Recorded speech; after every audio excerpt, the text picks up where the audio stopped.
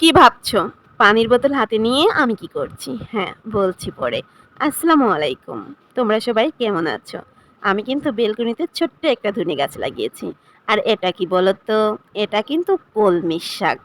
এটাও আমি নিজে হাতে লাগিয়েছি। আরও লাগিয়েছি পুঁই শাক। কিন্তু পুঁই শাকগুলো ভালো হয়নি। খুবই চিকন, চিকন হয়েছে। মাশাআল্লাহ, তাও অনেক সুন্দর হয়েছে। আমি কিন্তু গাছ লাগাতে খুবই ভালোবাসি। আর এরকম সবজি গাছ আমারও খুবই পছন্দ হয়। এখন আমি বলছি, আমি পানির বোতল হাতে নিয়ে এভাবে প্রতিদিন সকালে আমার গাছগুলোকে যত্ন করি। আর ঠিক এভাবেই বোতলে করে আমি গাছগুলোতে পানি দিই। এটা কিন্তু টাইম ফুল গাছ। এই গাছে অনেকগুলা ফুল ধরেছিল।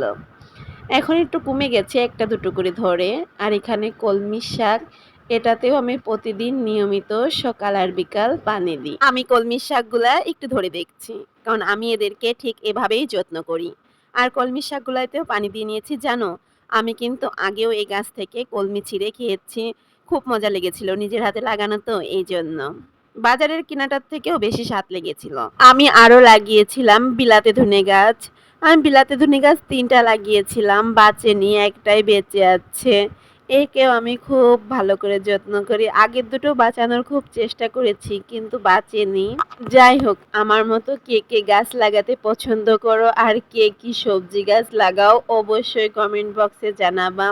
তোমাদের সঙ্গে আমার এই ছোট ছোট ভিডিও শেয়ার করতে খুব ভালো লাগে। আল্লাহ হাফেজ।